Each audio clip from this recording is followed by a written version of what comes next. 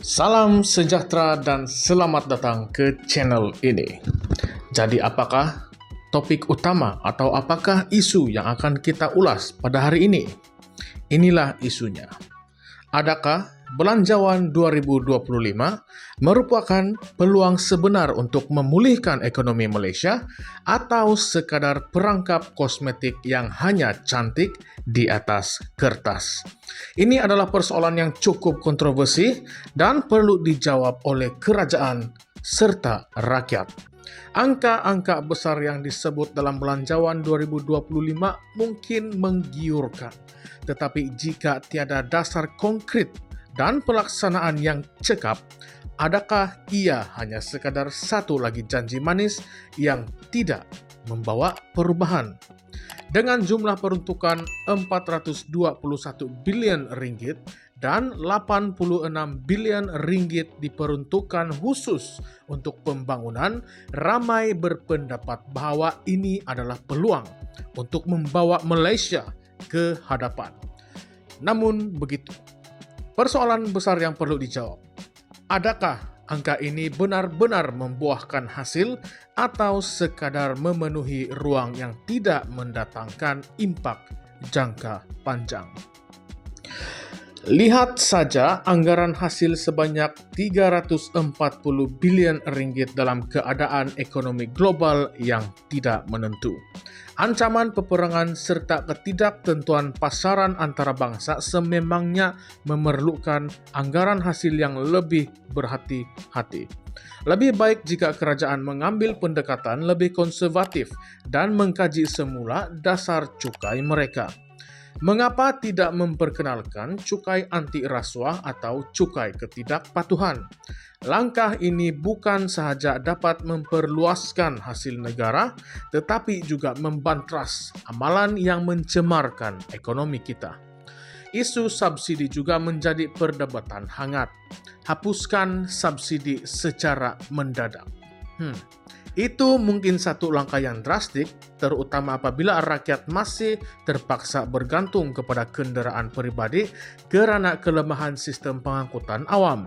Setiap jam yang dihabiskan dalam kesesakan bukan sahaja membazirkan masa, tetapi juga menyebabkan kerugian kepada ekonomi negara. Oleh itu, pelaburan yang lebih besar perlu diberikan kepada pembangunan sistem pengangkutan awam yang pintar dan cekap. Belanjawan ini juga memperuntukkan 86 bilion ringgit untuk pembangunan, namun angka ini mungkin tidak mencukupi. Jika Malaysia ingin benar-benar bersaing dalam sektor teknologi hijau dan memastikan daya tahan jangka panjang, jumlah itu perlu ditingkatkan kepada sekurang-kurangnya 110 bilion ringgit. Pelaburan dalam tenaga hijau dan digitalisasi sistem kesihatan amat penting untuk meletakkan Malaysia dalam peta global sebagai peneraju teknologi mesra alam. Reformasi birokrasi juga perlu segera dilaksanakan dengan ketegasan. Tanpa pemantauan ketat, birokrasi yang lambat dan tidak cekap akan menjadi batu penghalang kepada kemajuan ekonomi. Di sini, pasukan petugas khas yang melaporkan perkembangan setiap suku tahun boleh menjadi penyelesaiannya. Selain itu, bantuan sosial pula tidak seharusnya sekadar memberikan bantuan kewangan.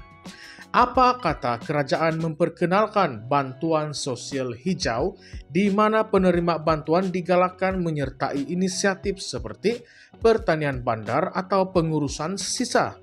Ini bukan sahaja mengurangkan kebergantungan kepada bantuan dalam jangka panjang, tetapi juga memberikan kesedaran alam sekitar dan meningkatkan kualiti hidup rakyat. Perniagaan kecil dan sederhana ataupun PKS sebagai tulang belakang ekonomi negara juga memerlukan perhatian lebih.